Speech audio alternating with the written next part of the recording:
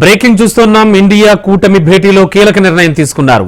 India కూటమి chief గా మల్లికార్జున ఖర్గేను నేతలు ఎన్నుకున్నారు. ప్రస్తుతం మల్లికార్జున ఖర్గే ఏఐసీసీ చీఫ్ గా ఉన్నారు. పార్లమెంట్ ఎన్నికల్లో సీట్ల సర్దుబాటు, భవిష్యత్ కార్యాచరణపై అంతా చర్చించారు.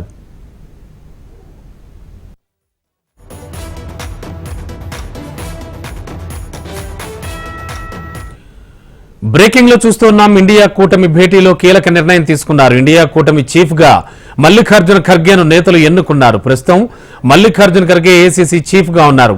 పార్లమెంట్ ఎన్నికల్లో సీట్ల సర్దుబాటు, భవిష్యత్ కార్యాచరణపై అంతా చర్చించారు.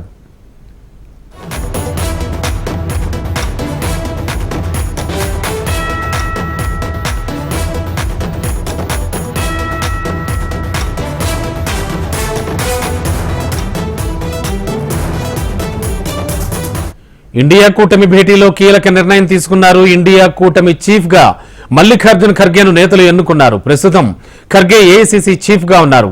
పార్లమెంట్ ఎన్నికల్లో సీట్ల సర్దుబాటు, భవిష్యత్ కార్యాచరణపై అంతా చర్చించారు.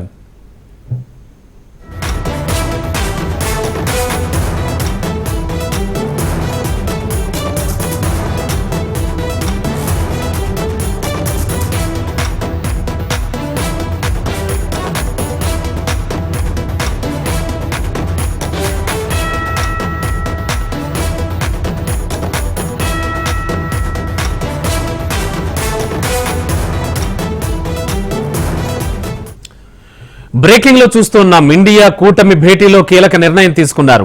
ఇండియా కూటమి చీఫ్ గా మల్లికార్జున ఖర్గేను నేతలు ఎన్నుకున్నారు. ప్రస్తుతం మల్లికార్జున ఖర్గే ఏఐసీసీ చీఫ్ గా ఉన్నారు.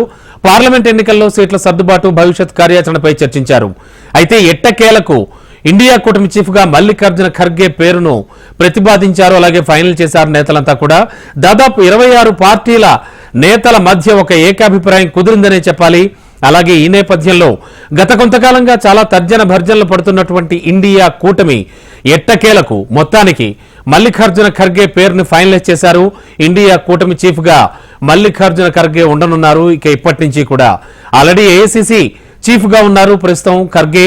అలాగే ఆయన నేతృత్వంలో చాలా రాష్ట్రాల్లో కాంగ్రెస్ పార్టీ దూకుడు పెంచుతోంది. కొన్ని రాష్ట్రాల్లో అధికారంలో కూడా వస్తోంది. మొత్తానికి ఇండియా కూటమి దాదాపు 26 పార్టీలు పైబడి ఉన్నటువంటి ఈ యొక్క కూటమికి, ఇండియా కూటమికి చీఫ్ గా కూడా మల్లికార్జున ఖర్గే పేరును కొంతమంది సీనియర్ నేతలు ప్రతిపాదించి తదనంతరం ఆ పేరుని ఫైనలైజ్ చేశారు. మొత్తానికి మల్లికార్జున ఖర్గే ఇండియా కూటమి చీఫ్ గా కూడా ఇంకెక్కడి నుంచి వ్యవహరించనున్నారు.